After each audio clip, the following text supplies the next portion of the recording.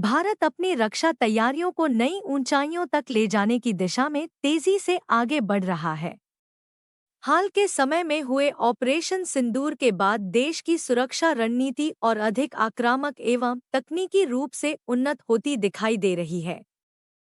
भारतीय सशस्त्र बलों को लगातार आधुनिक, अत्याधुनिक और हाईटेक हथियारों से लैस किया जा रहा है, ताकि किसी भी संभावित खतरे का मुंहतोड़ जवाब दिया जा सके। प्रधानमंत्री नरेंद्र मोदी ने हाल ही में संसद में प्रस्तुत किए गए रिकॉर्ड रक्षा बजट को भारत की दीर्घकालिक सुरक्षा रणनीति का अहम हिस्सा बताया। उन्होंने स्पष्ट किया कि बदलते वैश्विक परिदृश्य और आधुनिक युद्ध की चुनौतियों को देखते हुए भारत को तकनीकी रूप से आत्मनिर्भर और भविष्य के लिए तैयार रहना होगा।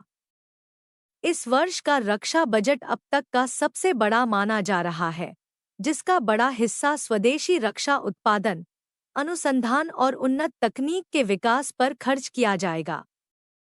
इसी क्रम में भारत और फ्रांस के बीच रक्षा सहयोग को नई मजबूती मिलने जा रही है। जानकारी के अनुसार, फ्रांस के राष्ट्रपति एमेनुएल मैक्रोन के साथ 114 अत्याधुनिक राफेल लड़ाकू विमानों की खरीद को लेकर बड़ा समझौता होने वाला है। इससे पहले भी भारत ने फ्रांस से 36 राफेल विमान खरीदे थे, जिन्होंने भारतीय वायुसेना की ताकत में उल्लेखनीय वृद्धि की है।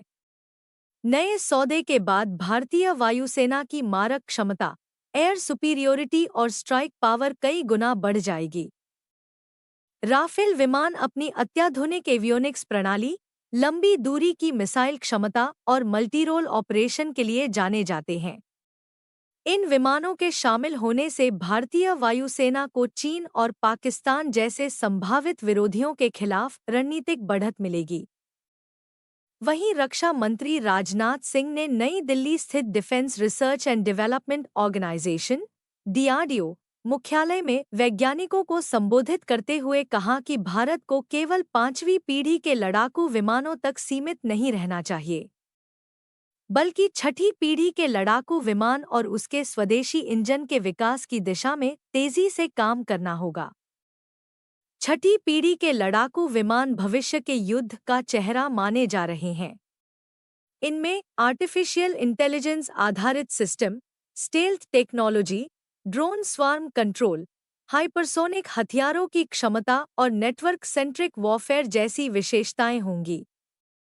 यदि भारत इस दिशा में सफल होता है, तो वह अमेरिका, चीन और यूरोप जैसे देशों की अग्रणी श्रेणी में शामिल हो सकता है। भारत पहले से ही अपने स्वदेशी 5वीं पीढ़ी के लड़ाकू विमान कार्यक्रम एडवांस्ड मीडियम कॉम्बैट एयरक्राफ्ट (एमका) पर काम कर रहा है। अब सरकार और रक्षा वैज्ञानिक इसे और आगे बढ़ाकर 6ठी पीढ़ी के मानकों तक ले जाने की रणनीति तैयार कर रहे हैं। यह स्पष्ट संकेत है कि भारत अब केवल हथियार खरीदने तक सीमित नहीं रहना चाहता, बल्कि रक्षा उत्पादन में आत्मनिर्भरता और वैश्विक नेतृत्व की ओर बढ़ रहा है। मेक इन इंडिया और आत्मनिर्भर भारत के तहत रक्षा क्षेत्र में बड़े निवेश से देश की सामरिक शक्ति और आर्थिक क्षमता दोनों को मजबूती मिलेगी।